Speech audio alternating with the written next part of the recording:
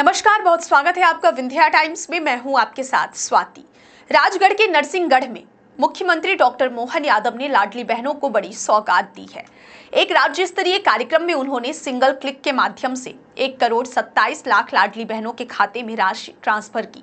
इसके अलावा उज्ज्वला योजना से जुड़ी 28 लाख से अधिक बहनों के लिए 43.90 करोड़ रुपए की सहायता राशि भी जारी की गई। मुख्यमंत्री ने कहा कि अगस्त में लाडली बहनों को 250 रुपए शगुन के साथ कुल 1500 रुपए दिए गए हैं। उन्होंने यह भी घोषणा की कि दीपावली के बाद यह राशि बढ़ाकर 1500 रुपए की जाएगी और अगले 3 सालों में यानी 2028 तक इसे 3000 रुपए प्रति माह किया जाएगा। महिलाओं को रोजगार देने के लिए भी कई पहल की गई हैं।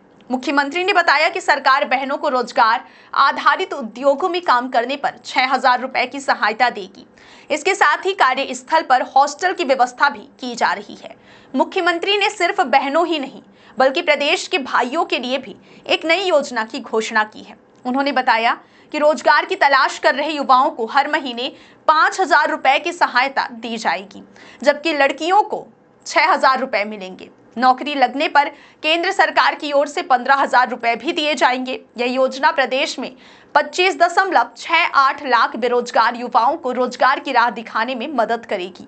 डॉक्टर मोहन यादव ने अपने संबोधन में भारतीय संस्कृति और देशभक्ति पर भी जोर दिया है।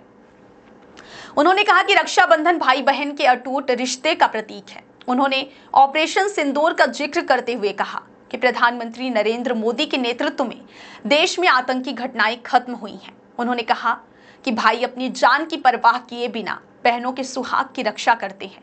मुख्यमंत्री ने घोषणा की कि इस साल 15 अगस्त ऑपरेशन सिंदूर के नाम होगा।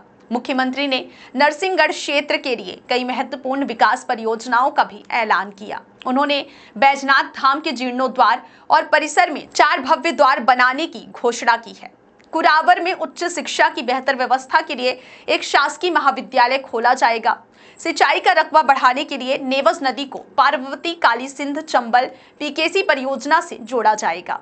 साथ ही उन्होंने बताया कि आने वाले समय में नरसिंहगढ़ और ब्यावरा की भी मेट्रोपॉलिटन सिटी का हिस्सा बनेगी। कहा कि लाडली बहनों के लिए चुनाव के पहले का 1000 से चालू करी यात्रा और हमने कहा इसको धीरे धीरे बढ़ाएंगे।